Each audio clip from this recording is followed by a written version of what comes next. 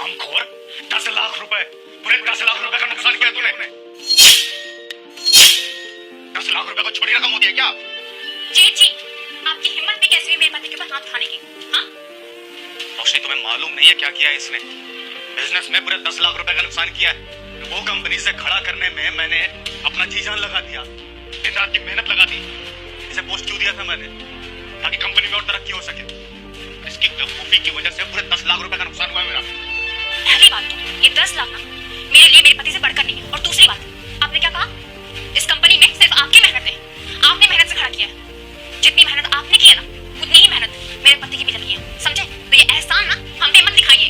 रोशनी, जाने दो ना, ये दोनों भाई के बीच की बात है, तुम बीच में क्यों बोल रही हो? अरे बस करो आप तो।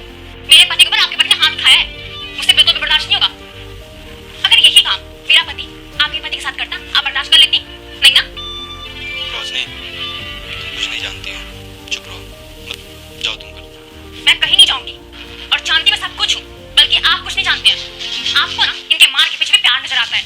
ये कोई प्यार व्यार नहीं है, ये दोनों ना आपको दबा रहे हैं। शादी से पहले ना जो भी कुछ हुआ था आपने बर्दाश्त किया, लेकिन अब शादी हो चुकी है, मैं कुछ भी बर्दाश्त नहीं करूंगी। जितना हिस्सा इनका है ना, उतना ही हिस्सा इस घर में हमारा भी है। आप ना इनके बड़े भाई हैं, कोई बाप नहीं है, और अगर बाप भी होते ना तो कोई हक नहीं था हाथ उठाने का लाइश पे, समझे? इनकी शादी हो चुकी है, ये कोई बच्चे नहीं रहे जो इन पे जब मन तब इनको डांट देंगे और हाथ उठा देंगे इन पे। प्रॉपर्टी में लॉस ही हुआ है और कुछ नहीं हुआ है। दानिश में सब कुछ बर्दाश्त कर लिया, लेकिन अब मैं कुछ भी बर्दाश्त नहीं करूंगी। ये पहली और आखिरी गलती है मेरे सामने। मुझे बंटवारा चाहिए, मुझे बराबर का हिस्सा चाहिए अपना। रोशनी, जाने दो ना, इतनी भी बड़ी बात नहीं है जो तुम बंटवारे की बात कर रही हो। ये बात ना आपके लिए छोटी होगी, समझिए?